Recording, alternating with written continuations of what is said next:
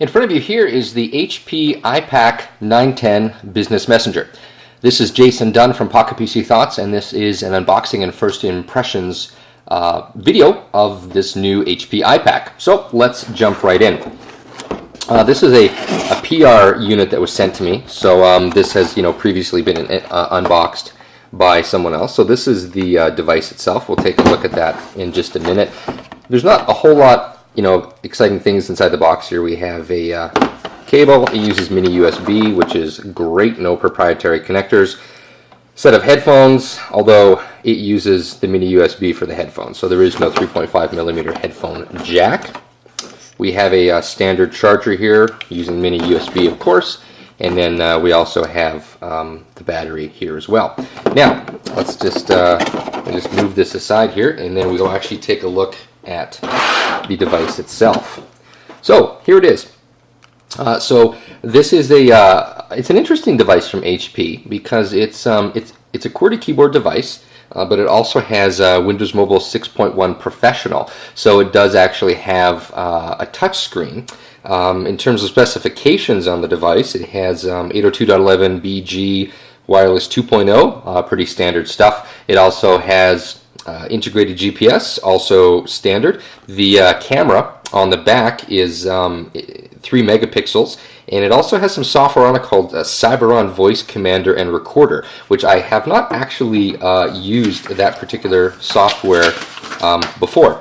Now, in terms of the display, it's a 2.46 inch touchscreen display. So 2.46 inches is actually kind of a strange size. But it is bigger than some other devices on the screen there, or on the market rather.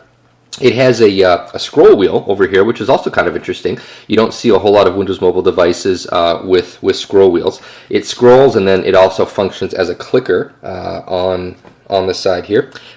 This button here is actually the Cyberon voice command button, so I'll have to take a look at that. It uses micro SD cards, so if we look over here on the side, we'll see that there's a mini USB port there, and I think this one right here, yeah, there we go, there's the micro SD card slot. I kind of wish HP had put the sync and charge port at the bottom. I really, it's a lot nicer to, A, if you have a dock, to be able to dock it like this, but B, even if you have like a charging station, being able to plug it in from the bottom rather than kind of having to awkwardly put it on the side. Not a big deal, not the end of the world, but it's something that would have been nice for them to change. In terms of the buttons on the front here, we have a dedicated button for calendar. There's a start button, a dedicated OK button, and then there's a mail button. And then we have the standard green and red buttons for the phone functions. And then we also have the standard soft key, and then there's just basically a D-pad here. So I'm going to pause here. I'm going to fire this up, and we'll take a look at the software on the device. I did forget to mention one thing, the size of this battery. So this is a really big battery. It's actually a 1940 milliamp battery. So this should give the device, a very impressive battery life. This is one of the bigger battery sizes I've seen, especially in a QWERTY style device. I mean, if you look at the back of this unit, when the battery goes in, it's kind of funny because literally almost the whole back of the unit is the battery. So yeah, so hopefully that means that this will get good battery life. So now we'll power it up. Thanks. Okay, so we are back and the device is all powered up. There's a couple things I forgot to mention. The first, of course, is that because this has a touchscreen, it of course has a stylus. Now, interestingly enough, HP uses a collapsing stylus, and so this stylus is actually huge compared to a lot of the ones that HTC uses. So if you're used to using a stylus, this is actually a really good stylus.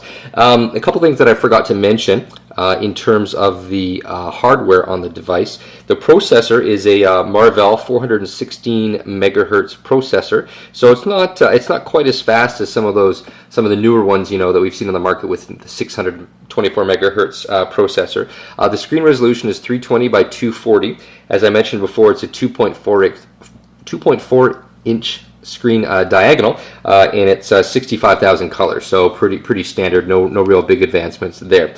In terms of memory, it has 128 megs of RAM and 256 megs of flash ROM. So that's actually good. Giving it 128 megs of RAM, that means it's going to be very functional. You can load up big GPS programs and not run into any problems.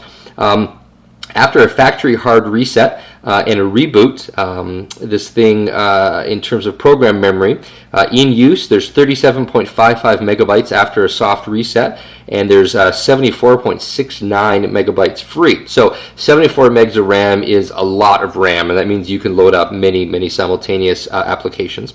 I did happen to notice that when I put in my storage card, my 8 gigabyte micro SD card, it recognized it fine. So you can see here it's reporting 7,781 megabytes worth of storage. So it works with SDHC micro SD cards. Or no, actually, I guess that would be, well, anyway, it works with the bigger formats of the micro SD cards. The weight is 5.4 ounces, which is 154 grams. As I mentioned, the battery is 1940 milliamps, so it definitely has a good-sized battery. It also, of course, uses USB 2.0, so there's no big surprise there. And dimensions, it is 114 millimeters tall, 64 millimeters wide, and 15 millimeters thick. Now, just sort of by way of comparison, the device on the left here is my Samsung Jack or Samsung Blackjack 2. They're the same devices. And as you can see here, they're very similar in terms of height, very similar in terms of thickness, and the HP is maybe just a smidge wider. But other than that, they're very similar. Now, in terms of the device itself, oh, it turned itself off. I'll point out one thing. This little itty bitty button up here is the power button. It doesn't take a whole lot of force, to use, but it is kind of interesting how tiny they made it. It does come with some interesting built-in software. It looks like they partnered with Google for the mapping software. So it comes with a ClearView PDF reader, HP Print Smart Mobile, which I've never actually used before, but I'm assuming that works, with HP printers. It does have a Sun Java client, and it has this voice command application, as I mentioned. So I've never actually used this before, but I have a hunch it's going to be similar to the Microsoft client. So that's about it for the device itself. I'm going to be testing this a little bit. I'm not 100% sure if I'm going to be doing a review. In fact, I won't be doing a video review. There'll be a written review being done by Don Tolson. It'll be published on Pocket PC Thoughts. And so this was just sort of a quick initial look-see at the device. Overall, I think HP has actually done quite a good job with the device. It has a nice overall size. It feels good in the hand. I'm a big fan of devices with front-facing QWERTY keyboards like this device, but what I'm not a big fan of is, typically a lot of the slider devices are extremely thick. HP did a pretty good job at keeping this device, relatively slim, and the screen is, fairly bright, and it looks good. So that's about it for this initial impression. Watch for that written review coming soon from Don Tolson. It'll be published on Pocket PC Thoughts. And this has been Jason Dunn. Thanks for watching. Please, if you're watching this over on YouTube, subscribe to our channel, post a comment, and I'll try to answer any questions you have.